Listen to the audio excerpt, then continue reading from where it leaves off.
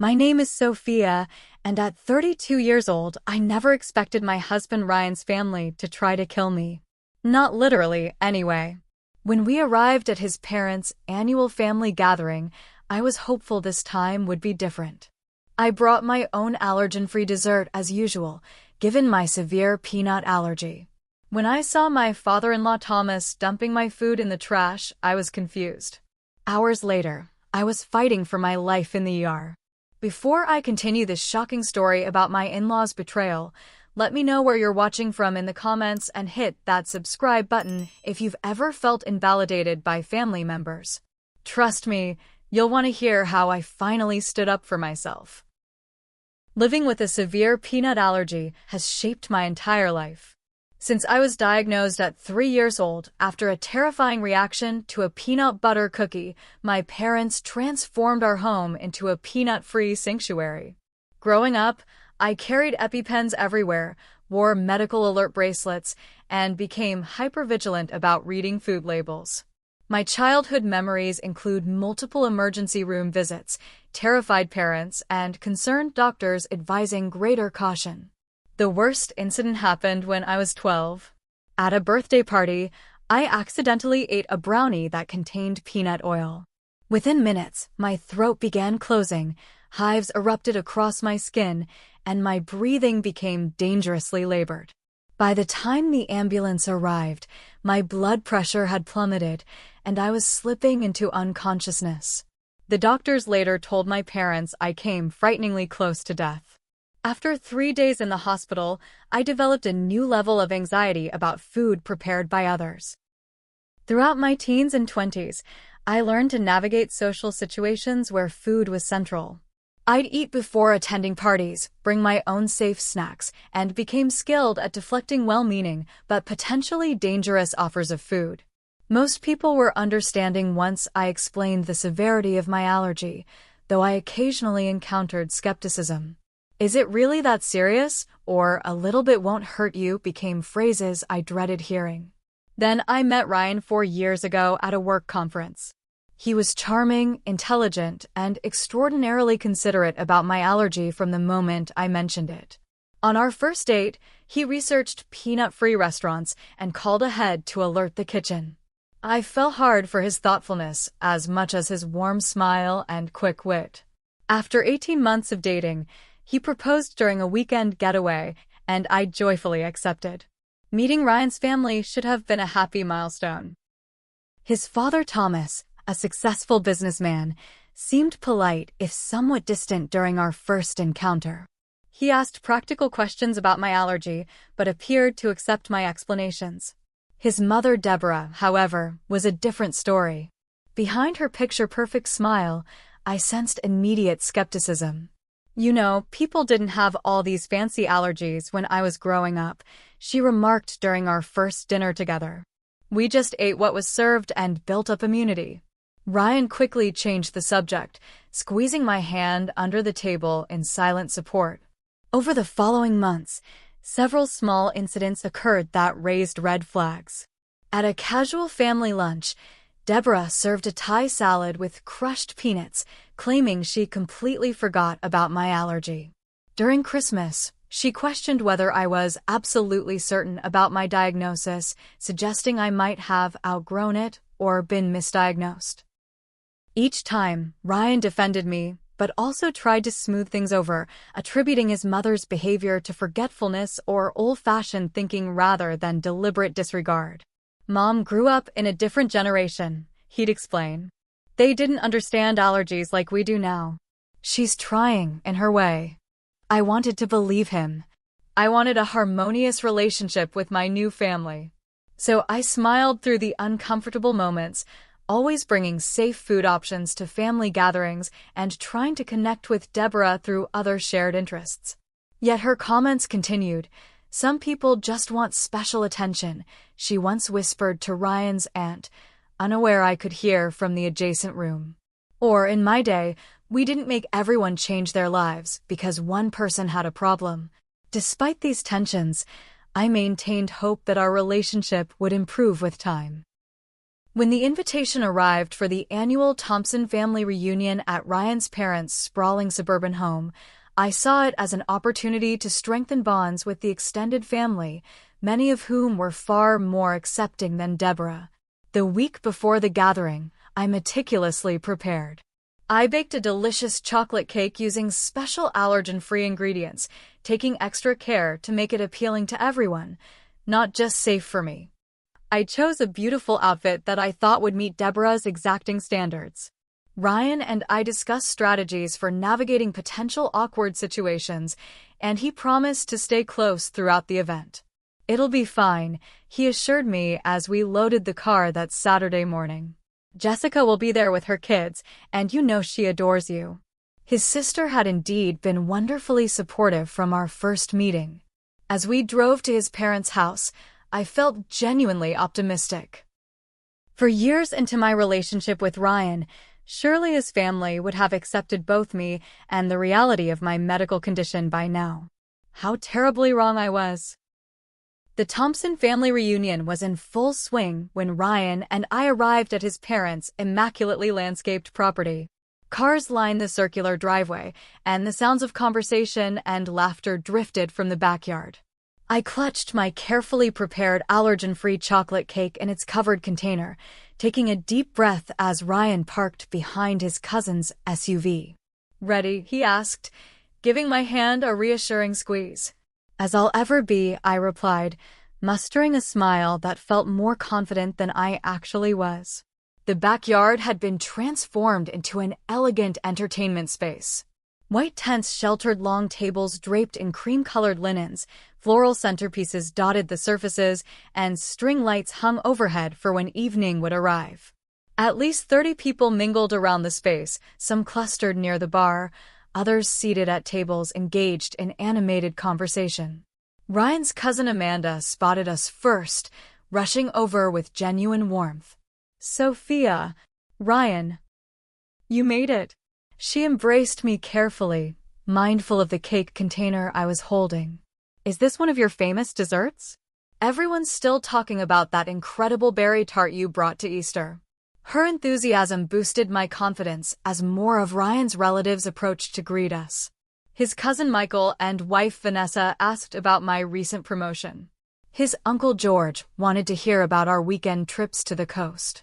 Ryan's sister Jessica appeared with her 2 children in tow, wrapping me in a tight hug. "So glad you're here," she whispered. "Mom's been in rare form today. Consider yourself warned." As if summoned by her daughter's comment, Deborah Thompson materialized before us, impeccably dressed in a designer pantsuit, her silver blonde hair perfectly styled. She air-kissed Ryan's cheeks before turning her critical gaze to me. "Sophia, dear, that's an interesting choice of dress for a family gathering." Her eyes flickered to the container in my hands. "And I see you've brought your special food again." "You know, I did prepare plenty of options for everyone." "It's just dessert, Mom," Ryan interjected. "Sophia made it to share with everyone." "How thoughtful," she replied, her tone suggesting the opposite. "Well, you can put it with the other desserts, though I doubt anyone will have room after my triple-layer chocolate mousse cake. It's been a family favorite for 20 years. Before I could respond, Thomas approached, martini in hand. He nodded curtly at us, barely making eye contact. "Ryan, Sophia, grab yourselves drinks. Dinner's being served in 30 minutes. He guided Deborah away, but not before I noticed her whispering something in his ear that made him glance back at me with an unreadable expression. "Don't let them get to you," Ryan murmured as we made our way to the bar. "Let's just enjoy seeing everyone else." The cocktail hour continued pleasantly enough as we circulated among the extended family. I placed my cake with the other desserts on a side table, making mental note of its location so I could find it later. When the dinner bell rang, we took our assigned seats at the main table, unfortunately directly across from Ryan's parents. The meal began with Deborah recounting elaborate stories of preparing the feast, emphasizing special ingredients and family recipes passed down through generations. Throughout the first course, I noticed her frequently leaning over to whisper to Thomas, both of them occasionally glancing in my direction. "Is everything all right with your salad, Sophia?" Deborah asked loudly when she caught me carefully examining the ingredients. "It's just a simple garden salad. Surely that meets your requirements." "It looks delicious, thank you," I responded politely, having confirmed it appeared safe. As the main course arrived, the tension slightly dissipated as conversations broke into smaller groups.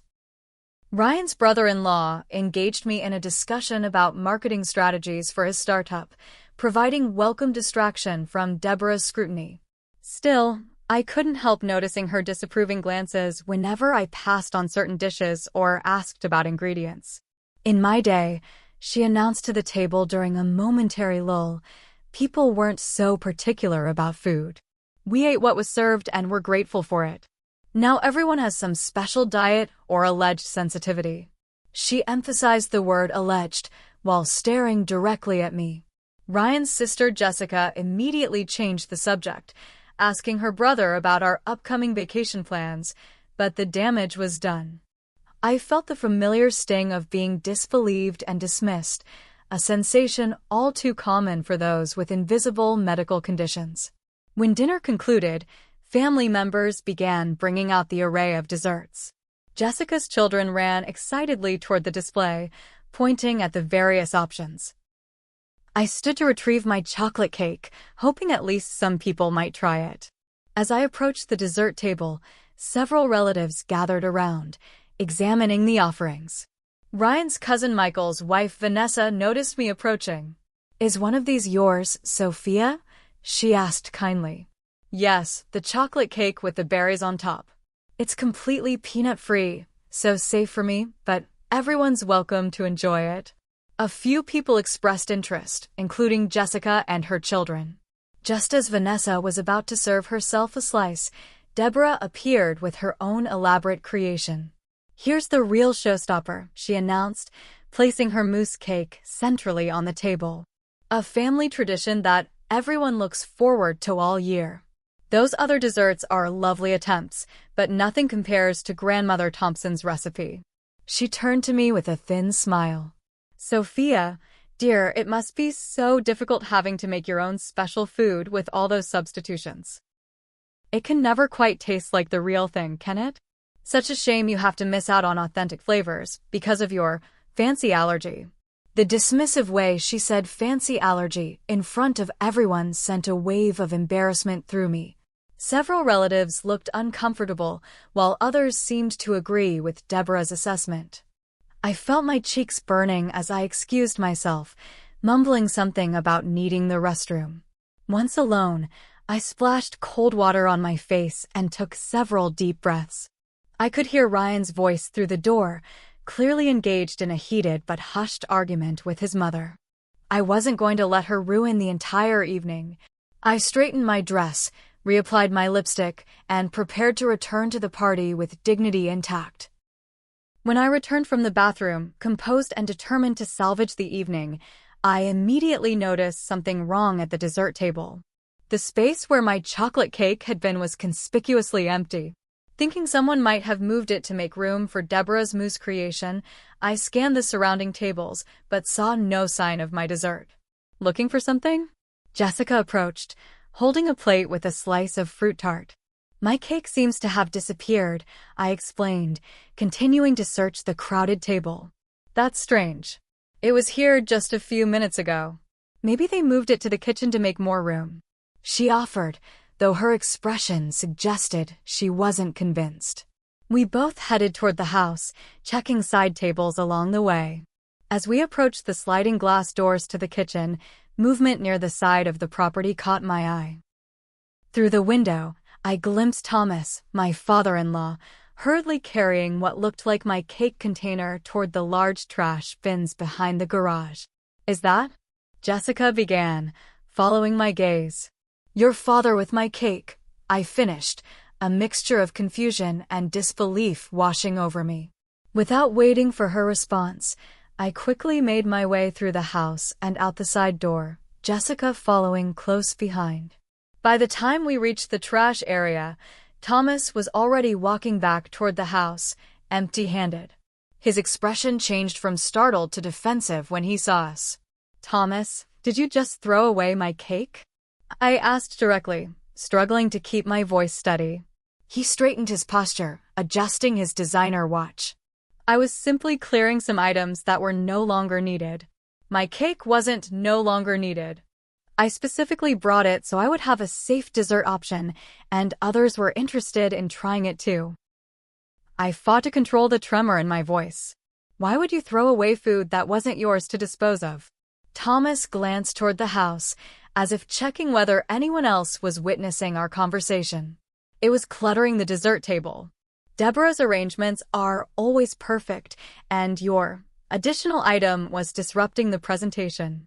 "Dad, that's ridiculous," Jessica interjected. "Sophia's cake wasn't harming anything." This was deliberately unkind. "I don't need to explain myself," he responded coldly. "This is my home, and I decide what stays and what goes." By this time, Ryan had noticed our absence and came looking for us. Seeing the three of us in what was clearly a tense confrontation, he rushed over. "What's going on?" he asked, looking between us with concern. "Your father threw my cake in the trash," I explained, my voice finally breaking. He won't explain why, except that it was cluttering the dessert table. Ryan's expression transformed from confusion to anger. "Dad, is this true? You threw away Sophia's food?" "The cake she specifically made to be safe for her allergy." Thomas's jaw tightened. "Don't make this into something it's not, Ryan. It was just a cake." "It wasn't just a cake," Ryan countered, his voice rising. "It was the only dessert option Sophia could safely eat tonight. You know about her allergy." This was deliberately exclusionary and disrespectful. Their argument escalated, drawing attention from nearby guests. Several family members drifted closer, trying to discern what was happening. Among them was Deborah, who approached with an expression of practiced concern that didn't reach her eyes. "What's all this commotion?" she asked, placing a restraining hand on Thomas's arm. "Mom, Dad threw away Sophia's allergen-free cake," Ryan explained, still visibly upset. "The one she brought specifically because of her peanut allergy." Deborah's response chilled me to the bone. Instead of surprise or appropriate concern, a strange, satisfied smile briefly flickered across her face before she composed herself. "Oh dear, what a misunderstanding," she said, her voice saccharine. "But really, Sophia, sometimes we need to face our fears. Don't you think all this caution might be a bit excessive?" Her words hung in the air, loaded with implication. The gathering family members shifted uncomfortably, some looking embarrassed by the situation, others seemingly agreeing with Deborah's dismissive attitude. The division was painfully clear: those who understood the legitimacy of medical concerns and those who viewed them as exaggerations or bids for attention. Ryan's cousin Amanda stepped forward, breaking the awkward silence. "I have some fruit salad inside that should be safe, Sophia. Would you like some?" Her kindness nearly brought tears to my eyes, but the damage was done. I felt humiliated, invalidated, and increasingly isolated. What should have been a pleasant family gathering had devolved into a painful reminder that some people would never accept or respect my medical needs. "I think we should leave," Ryan said quietly to me, his arm protectively around my shoulders. "Don't be ridiculous," Deborah objected. "You can't leave now. We haven't even done the family photos or the anniversary toast for your aunt and uncle." "I'm sorry, but this has gone too far," Ryan replied firmly. When someone deliberately throws away food that was brought specifically because of a serious medical condition, it crosses a line. As we gathered our belongings and said hasty goodbyes to those family members who seemed genuinely sorry to see us leave, Jessica pulled me aside. "Something feels really off about this," she whispered. "Mom was acting weird about the desserts earlier. Stay in touch, okay? And let me know you're all right later." The drive home began in tense silence, both of us processing the evening's events. About 15 minutes into the journey, I noticed an uncomfortable sensation beginning in my throat. A familiar tingling started around my lips, followed by an intensifying itch across my skin.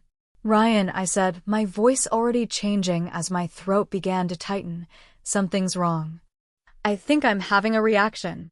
His eyes widened with alarm as he glanced at me, immediately noting the hives beginning to appear on my neck and arms. Your EpiPen? Where's your EpiPen? Purse, I managed, already struggling to breathe normally. But we need hospital. Ryan immediately changed course, heading toward the nearest emergency room, his knuckles white on the steering wheel as he placed a frantic call to 911 on speakerphone. As the dispatcher assured us an emergency team would be ready upon arrival, a terrifying thought crossed my increasingly foggy mind. What had I unknowingly consumed at the Thompson family gathering? The next few hours unfolded in a blur of emergency lights, medical terminology, and the persistent sound of monitoring equipment. By the time Ryan screeched to a halt at the emergency entrance, my breathing had become alarmingly labored. Hives covered most of my visible skin, and the familiar, terrifying sensation of my airways constricting intensified with each passing moment. Medical staff rushed out with a wheelchair as Ryan explained my situation in panicked fragments. Severe peanut allergy. Symptoms started 20 minutes ago. She has an EpiPen but needs emergency care. Inside, the team worked with practiced efficiency. A nurse administered epinephrine while another started an 4-line. The attending physician, Dr. Patel, fired rapid questions at Ryan about what I might have eaten while monitoring my vital signs, which were becoming increasingly unstable. Blood pressures dropping, one nurse called out. Pulse ox 84% and falling. Start her on oxygen and prepare for possible intubation, Dr. Patel ordered. Sir, we need to know exactly what your wife might have consumed containing peanuts. Ryan ran his hands through his hair in frustration. I don't know. We were at my parents' house for a family gathering. Sophia was extremely careful, as always. She only ate foods she confirmed were safe. The medication began taking effect, temporarily easing my breathing, but Dr. Patel's expression remained grave. This is a severe anaphylactic reaction. We need to administer steroids and antihistamines and continue monitoring. She'll need to stay overnight at minimum. As the immediate crisis response transitioned to ongoing treatment, I drifted in and out of awareness, catching fragments of conversation and feeling the uncomfortable but necessary medical interventions. Ryan remained constantly at my side, alternating between reassuring me and making frantic phone calls. Jessica, I need to know exactly what was served tonight, I heard him say during one such call. Sophia's in the ER with a severe allergic reaction. Yes, definitely peanuts based on what the doctor is saying. No, that's impossible. She was so careful. Hours passed in the sterile hospital environment. The medication stabilized my condition enough that intubation wasn't necessary, but Dr. Patel explained I wasn't out of danger yet.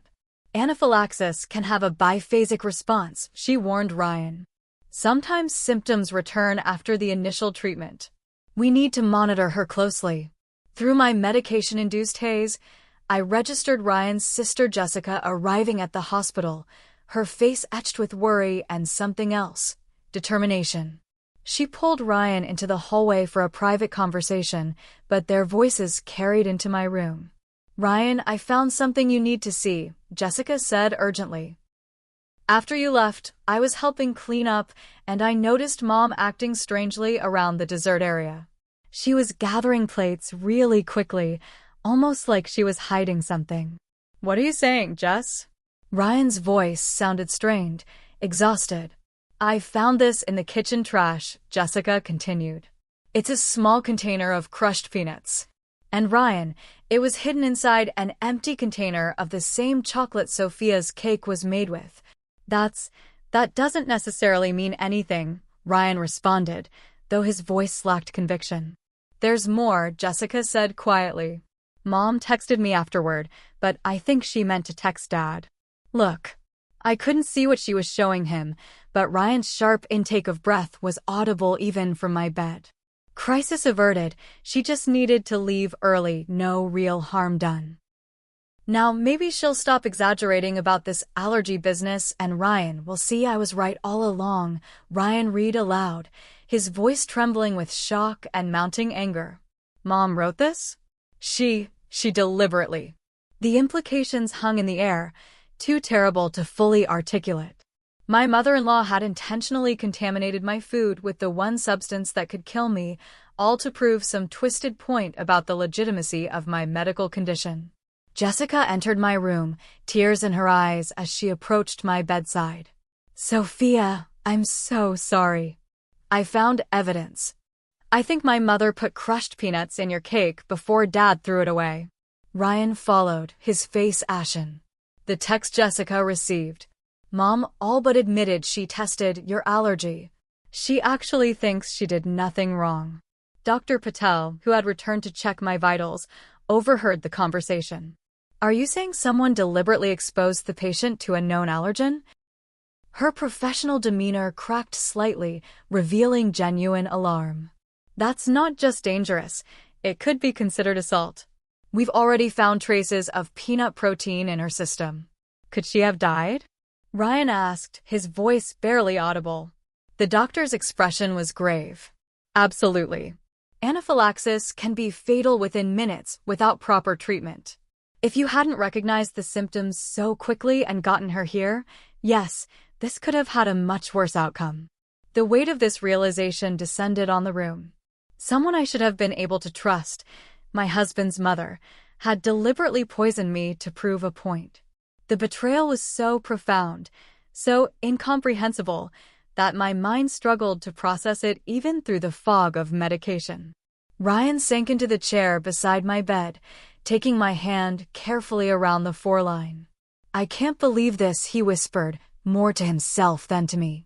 My own mother, she could have killed you.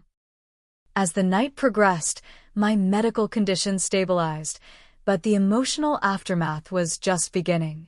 Ryan alternated between sitting silently, stunned by his mother's actions, and pacing the room in barely contained fury.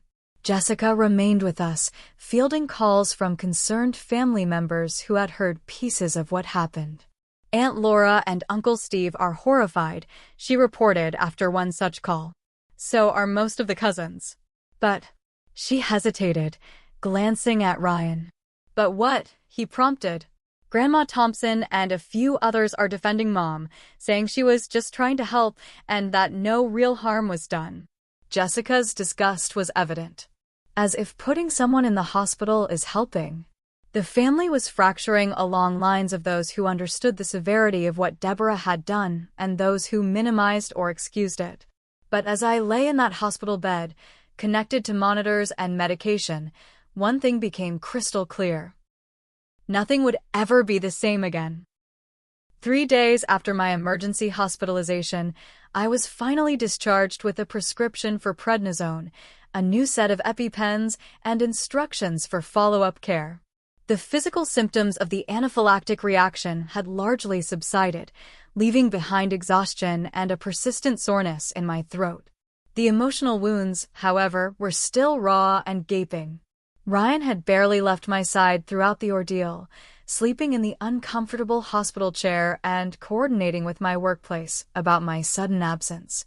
The anger that had initially consumed him had crystallized into a cold, resolute determination that I'd never seen before.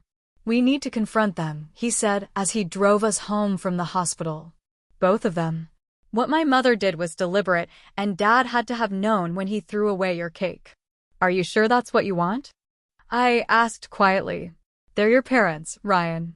His knuckles whitened on the steering wheel. They stopped acting like parents the moment they put your life at risk. This isn't a minor disagreement or a personality clash, Sophia. My mother could have killed you. Back home, the reality of what had happened continued to sink in. Our phones buzzed constantly with messages from Ryan's extended family, some expressing genuine concern and outrage, others questioning whether we were overreacting. Ryan's cousin Amanda had sent a beautiful flower arrangement with a heartfelt note of support, while his Uncle George left a voicemail suggesting we keep this unfortunate misunderstanding within the family. Jessica visited daily, bringing updates about the family fallout. "It's like a civil war," she reported. "Mom's telling anyone who'll listen that she was just trying to help and that your reaction wasn't that serious. She's painting herself as this concerned mother-in-law who's being villainized. And people are believing her?" I asked incredulously. "Some are," Jessica admitted. "Mostly the older generation who don't understand allergies. But others are absolutely furious with her, especially after I showed a few people her text message." 5 days after my discharge, Ryan decided it was time for the confrontation. He called his parents and requested a meeting at their home, his tone leaving no room for refusal. Jessica offered to accompany us for support, but Ryan felt this needed to be handled between the four of us. The drive to the Thompson residence was tense. I'd taken an extra dose of anxiety medication prescribed by my doctor, but my heart still raced at the thought of facing the woman who had deliberately poisoned me. Ryan reached across the console to squeeze my hand. "We do this together," he said firmly. "And then we decide what our relationship with them looks like going forward, if there's any relationship at all." Deborah and Thomas were waiting in their immaculate living room when we arrived. The formal space felt cold and unwelcoming, much like their expressions. Deborah sat primly on the edge of the sofa, while Thomas stood near the fireplace, arms crossed defensively. "Ryan, Sophia," Deborah greeted with artificial warmth. "I'm glad to see you're feeling better. This whole situation has been blown completely out of proportion." Ryan remained standing, declining their offer to sit.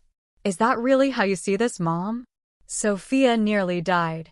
She spent 3 days in the hospital fighting for her life because of what you did." "What I did?" Deborah's voice rose an octave in practiced indignation. "I simply prepared food for a family gathering, as I've done for 30 years. "Stop it." Ryan's voice was dangerously quiet. "We know you put crushed peanuts in Sophia's cake. We have your text to Jessica admitting it."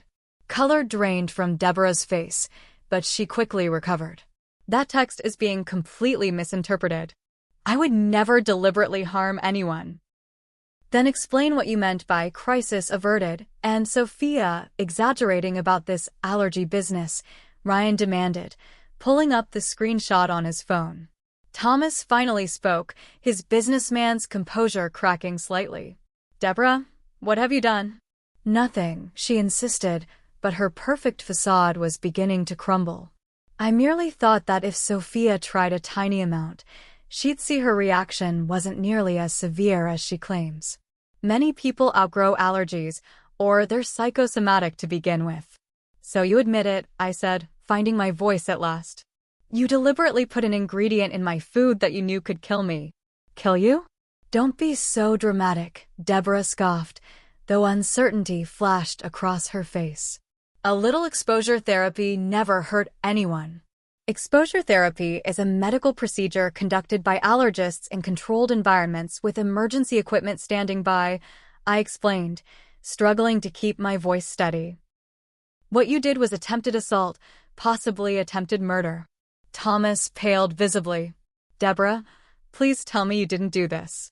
Confronted from all sides, Deborah's carefully constructed justifications began to collapse. "Fine. Yes, I put a small amount of crushed peanuts in the cake batter. But only because I was tired of watching everyone walk on eggshells around Sophia. Tired of special accommodations and menu changes and constant attention-seeking behavior disguised as a medical condition." Her admission hung in the air, shocking in its callousness. Ryan's face hardened into an expression I'd never seen before.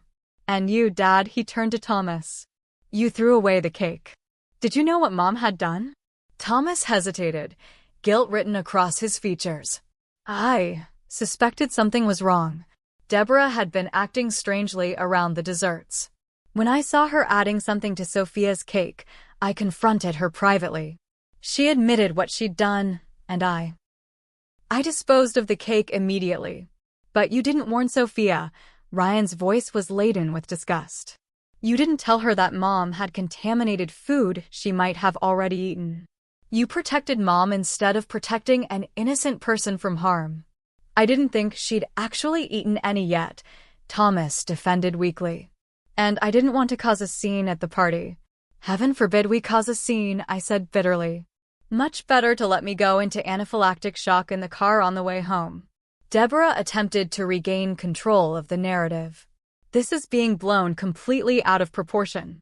You're fine now, aren't you? And maybe next time you'll be less dramatic about every little food ingredient. Something inside me snapped.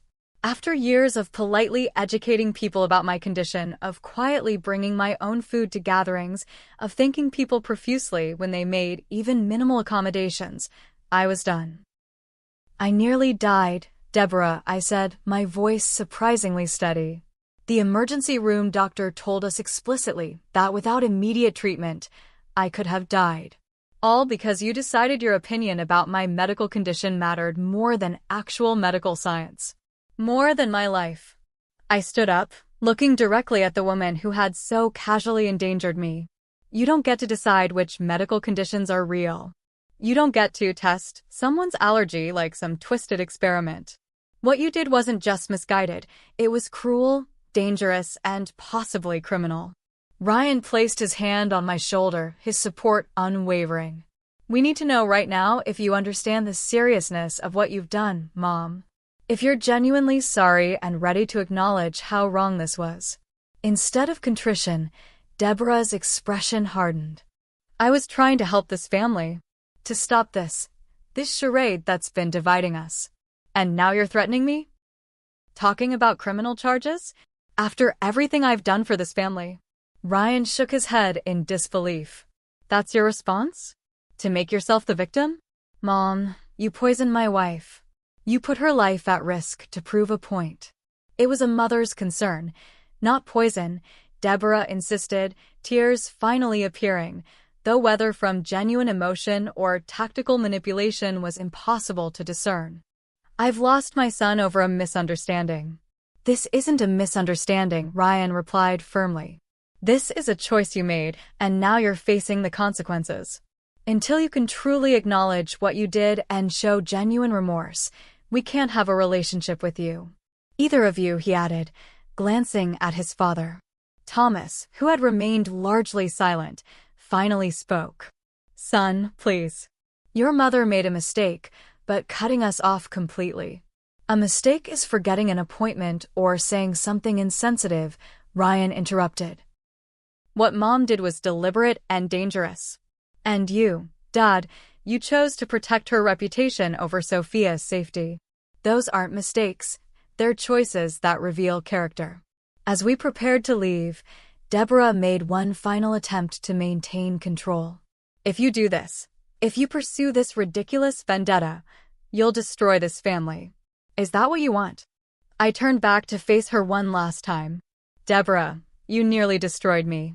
The fact that you still can't see that tells us everything we need to know. We left the Thompson house with the weight of finality hanging over us. In the car, Ryan released a shuddering breath, reaching for my hand across the console. I'm so sorry, he whispered. I never imagined they could do something like this. It's not your fault, I assured him, though my own emotions were a storm of hurt, anger, and lingering disbelief. But what happens now? Now, Ryan said with quiet determination, we protect ourselves, and we make sure they understand the seriousness of what they've done. No more excuses, no more sweeping things under the rug. As we drove home in the fading afternoon light, I realized we were entering uncharted territory, a painful journey of establishing boundaries, seeking justice, and ultimately finding a way to heal from a betrayal so profound it had altered the very foundation of our family relationships. The week following our confrontation with Ryan's parents unfolded like a surreal nightmare. After careful consideration and consultation with my doctor, who documented the severity of my anaphylactic reaction, we decided to meet with an attorney specializing in personal injury cases. Lauren Michaels, a sharp-eyed woman in her 40s, listened intently as we recounted the events, her expression growing increasingly grave. What your mother-in-law did constitutes assault, she explained, organizing her notes methodically. She deliberately introduced a substance she knew could harm you. The fact that your father-in-law knew and failed to warn you could potentially make him an accessory. We don't necessarily want to press criminal charges, Ryan explained, his voice strained. But we need them to understand the seriousness of what happened. And, honestly, we need protection. Lauren nodded understanding. Let's start with a formal cease and desist letter outlining the potential legal consequences. Sometimes that's enough to drive home the reality of the situation. We can also file a police report to create an official record, which gives you options if their behavior escalates. As we navigated the unfamiliar terrain of legal proceedings, the Thompson family fracture deepened into a chasm. Ryan's phone buzzed constantly with messages from relatives taking sides. His Aunt Patricia called, tearfully begging him to forgive your mother's misguided attempt to help. His cousin Michael texted support, writing, "What happened to Sophia was inexcusable. We're here for you both." Jessica became our most steadfast ally, keeping us informed of the narrative Deborah was spinning throughout the family network. She's telling everyone it was just a tiny amount of peanut, and that your hospitalization was an overreaction, Jessica reported during one of her frequent visits. She's painting herself as this concerned mother who's being persecuted for trying to help her son escape a controlling relationship. Controlling. I echoed in disbelief. Because I don't want to be poisoned at family gatherings? I know, Jessica sighed. It's ridiculous. But some people are buying it, especially the ones who've never understood food allergies to begin with. The situation escalated when Deborah began posting vague, martyred updates on social media, heartbroken when good intentions are twisted into something sinister. Family should forgive. Her carefully crafted posts garnered sympathy from distant relatives and friends unfamiliar with the full story, creating an alternative narrative where she was the victim of overreaction and ingratitude. Then came the veiled threats. First, a message from Thomas to Ryan, "Your mother is absolutely devastated. If you continue this vindictive path, remember that actions have consequences for everyone involved." Later, a family friend called to unofficially let us know that Deborah was considering her own legal action for defamation and emotional distress. "They're trying to intimidate us," Ryan realized, his initial shock hardening into resolve. They still don't get it. This isn't about family drama or hurt feelings. This is about someone deliberately endangering your life. The stress began taking a physical toll. I developed insomnia, startling awake with panic attacks and vivid nightmares about being unable to breathe. Everyday activities became fraught with new anxiety. Eating at restaurants, attending work functions, even grocery shopping triggered hypervigilance about potential allergen exposure. The psychological trauma of being intentionally poisoned by someone I should have been able to trust ran deeper than I could have imagined. Ryan noticed my deterioration and gently suggested therapy. "This isn't something we should face alone," he said one evening, finding me crying silently in our bathroom after another nightmare. "What Mom did was traumatic. There's no shame in getting help." Dr. Eleanor Chin, a trauma specialist, helped me understand my psychological responses were normal reactions to an abnormal situation. When someone deliberately harms you, especially someone who should protect you, it violates your basic sense of safety in the world, she explained during our sessions. We need to rebuild that foundation. Through therapy, I began developing coping mechanisms for the anxiety and working through the complex emotions of betrayal. Ryan attended several sessions with me, strengthening our united front against the continuing family pressure. Meanwhile, our support network grew in unexpected ways. Ryan's sister Jessica and her husband became regular fixtures at our home, bringing meals and offering companionship. My parents flew in from Colorado, providing both emotional support and practical assistance as I recovered. Ryan's cousins Amanda and Michael publicly declared their support, challenging Deborah's version of events within family circles. Even professionally, I found solidarity. When I returned to work, my team surprised me with an allergen-free welcome-back lunch and reassurances that they'd made the office kitchen a safer space. My boss, herself the parent of a child with severe allergies, became an unexpected advocate, allowing me flexible hours for therapy appointments and legal consultations. 2 months after the incident, our attorney filed the police report we'd been considering.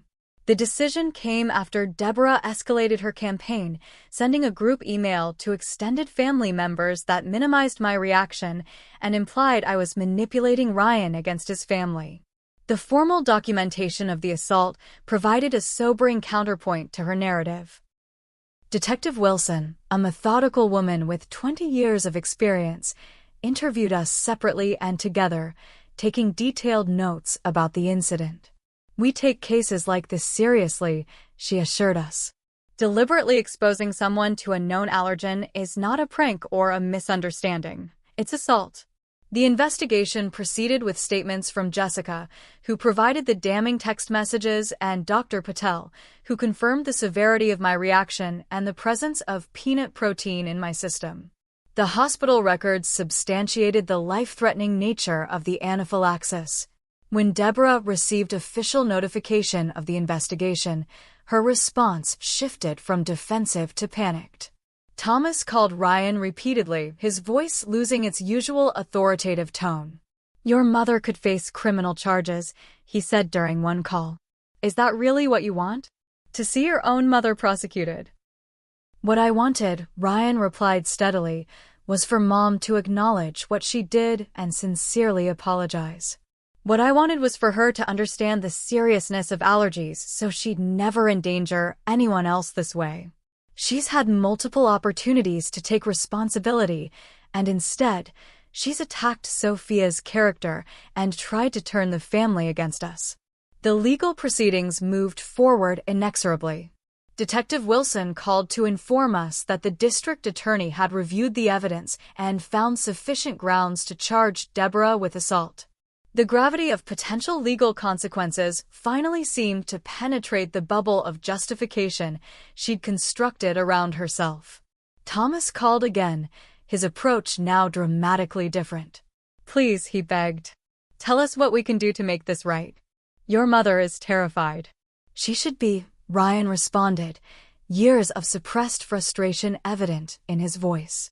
"She could have killed Sophia. Do you understand that yet? This isn't about family politics or preferences or traditions. This is about someone I love nearly dying because Mom decided her opinions mattered more than medical science." 6 months after the incident that had irrevocably altered our family dynamic, Deborah Thompson sat across from her attorney in the district attorney's office, finally confronting the legal reality of her actions. The composed, controlling woman who had orchestrated family gatherings with military precision for decades now faced the prospect of a criminal record and public humiliation. The evidence against her was substantial: the text message admission, multiple witness statements, medical documentation of my near-fatal reaction, and her own inconsistent explanations. Faced with this reality, she accepted a plea deal that included probation, community service hours specifically with allergy awareness organizations, and mandatory attendance at an educational program about severe allergies. As news of the legal resolution spread through the family, the unified front of denial that had protected Deborah began to crumble. Relatives who had initially defended her actions or minimized my experience now called or texted with awkward apologies and expressions of shock at the full story. The family narrative was shifting, and with it, the power dynamic that had allowed Deborah's behavior to go unchallenged for so long. Through it all, Ryan remained my steadfast partner, never wavering in his support despite the enormous personal cost of standing against his parents. "You're my family," he reminded me during a particularly difficult evening after a grueling deposition. The family we choose is sometimes more important than the family we're born into. As summer transitioned to fall, we began the delicate process of defining what our relationship with the Thompsons might look like moving forward, if any relationship was possible at all. The legal battle had created boundaries that Deborah could no longer ignore or dismiss, but the emotional wounds remained raw and deep. 1 year after the incident that nearly took my life, Ryan and I sat on our back porch, watching the sunset paint the sky in shades of amber and gold. So much had changed in those 12 months, not just circumstances, but fundamental shifts in how we viewed family, safety, trust, and our own resilience. "I got a call from Dad today," Ryan said, his fingers lightly tracing patterns on my hand. "He wants to meet." Just him, not Mom. Thomas Thompson had gradually separated himself from Deborah's narrative over the past 6 months. After her legal case concluded with the plea deal, he had reached out tentatively, first through Jessica, then with brief, formal emails expressing regret without quite reaching the threshold of a genuine apology. "Do you want to see him?" I asked, studying my husband's face for signs of the internal struggle I knew continued beneath his composed exterior. "I think I do," Ryan admitted after a thoughtful pause. "Not for reconciliation necessarily, but for closure, maybe. And he said he has something important to tell us both." 3 days later, we met Thomas at a neutral location, a quiet cafe halfway between our home and the house where Ryan had grown up. He looked older than I remembered, the confident businessman persona diminished by the events of the past year. He rose when we entered, his handshake tentative, his eyes unable to fully meet mine. "Thank you for coming," he began after we'd ordered coffee. "I've been trying to find the right words for months now." "Words for what, Dad?" Ryan asked, his tone neither hostile nor warm. Thomas took a deep breath. "For an apology. A real one, not the qualified statements I've been hiding behind." He turned to face me directly.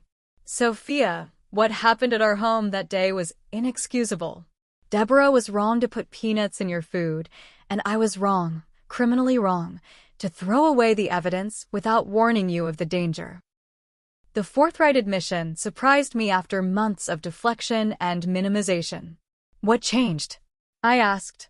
"Many things," Thomas replied, turning the coffee cup slowly in his hands. "The legal consequences, yes, but more than that, watching my family fragment. Seeing the genuine horror on Jessica's face when she described what happened. And honestly, the education course the court mandated. I had no idea how severe food allergies could be. No real concept of what anaphylaxis does to the body." He paused, visibly gathering courage before continuing. "But mostly, it was confronting my own cowardice.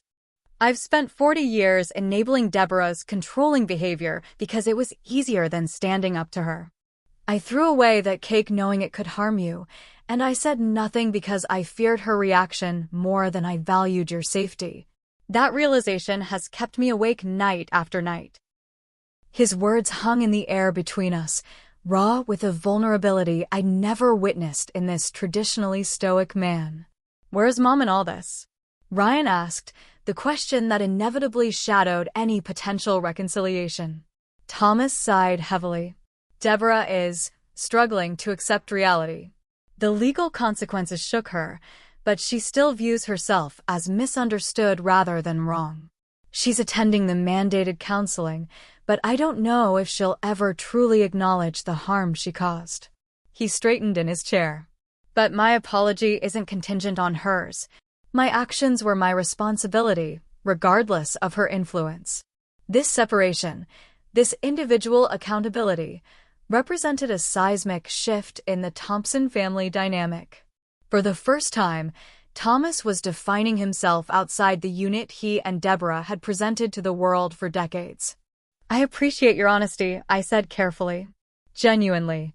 But trust isn't rebuilt in a single conversation." "I don't expect it to be," Thomas replied. "I'm not asking for forgiveness or for things to return to how they were. I just wanted you both to know that I understand now, and I'm truly, deeply sorry." As we parted ways, the interaction left me with complicated emotions, neither the cathartic reconciliation of movies nor the righteous finality of complete estrangement. Instead, it offered something messier but perhaps more authentic, the beginning of a long, uncertain process of establishing new boundaries and expectations. While the relationship with Ryan's parents evolved in fits and starts, other aspects of life developed in unexpected directions. The support group I had started as personal therapy, a monthly meeting for adults with severe allergies facing skepticism or dismissal, had grown into a vibrant community. What began with 5 people sharing stories in a community center room now included 30 regular attendees, an active online forum, and educational outreach to local restaurants and schools. "You've turned something traumatic into something that helps others," Ryan observed after one particularly successful awareness event at the hospital where I'd been treated. "That's incredible." "It helps me as much as anyone else," I admitted. "Every time someone shares their experience of not being believed, I feel less alone." Less like it was something about me specifically that made Deborah act the way she did. Indeed, hearing others' stories of family members who tested allergies, partners who hid ingredients, or coworkers who deliberately contaminated lunch areas had reinforced what my therapist had been telling me all along. The problem had never been me or my medical condition. The problem was a persistent cultural skepticism about invisible disabilities and medical needs that didn't fit neatly into others' understanding or convenience. Our personal relationships had transformed as well. Ryan's sister Jessica had become not just an ally, but a dear friend, our weekly coffee dates a highlight I looked forward to. Several of Ryan's cousins who had witnessed the aftermath of Deborah's actions had become more educated about food allergies, implementing changes in their own family gatherings to make them safer and more inclusive. Most significantly, Ryan and I had emerged from the crucible of family trauma with a deeper understanding of each other and of our priorities. The unquestioning way he had stood by me, chosen my safety over family harmony, and supported me through the darkest moments had strengthened a bond already built on love and respect. "We're creating our own traditions now," Ryan said as we prepared to host our first major holiday gathering, a deliberate alternative to his mother's tightly controlled family events. Our home was filled with friends, chosen family, and relatives who had demonstrated their support throughout the ordeal. The menu included dishes safe for everyone's dietary needs, with clear labeling and multiple options for those with allergies or restrictions. "It feels different," I observed, watching our guests mingle comfortably. No walking on eggshells, no underlying tension. "This is what family should feel like," Ryan agreed. "Safe, accepting, actually enjoyable." As I reflect on the journey of the past year, the lessons crystallize with surprising clarity. I learned that some people may never fully accept or understand your medical needs, and that's a painful reality to face, especially when those people are family. I learned that standing firm in your right to physical safety isn't making a fuss or being difficult, despite what a lifetime of social conditioning might suggest. Most importantly, I learned that surrounding yourself with people who believe you, who respect your boundaries, and who prioritize your well-being isn't selfish, it's essential. Sometimes the family you choose provides the unconditional support that should have come from the family you were born or married into. My relationship with Deborah will likely never heal completely. The trust destroyed by such a fundamental betrayal isn't easily rebuilt, if at all. But the boundaries established through that painful process have created space for healthier relationships to flourish. Ryan and I have found strength we didn't know we possessed, advocates we didn't realize we had, and ultimately, a more authentic way of living that honors both our needs and our values. The road hasn't been easy, and there are still difficult days. But standing in our kitchen watching Ryan laugh with Jessica as they prepare dessert, or receiving a message from someone in my support group about successfully navigating a challenging family situation, I'm reminded that sometimes the most painful experiences can lead to unexpected growth and connection. Have you ever had to stand up for yourself when others dismissed your medical needs? Or had to create boundaries with family members who wouldn't respect your health and safety? Share your experiences in the comments below. And if this story resonated with you, please like, subscribe, and share it with someone who might need to hear that they deserve to have their medical needs taken seriously. Remember, protecting your health isn't selfish, it's necessary. Thank you for listening to my journey, and I wish you strength in navigating your own path to being believed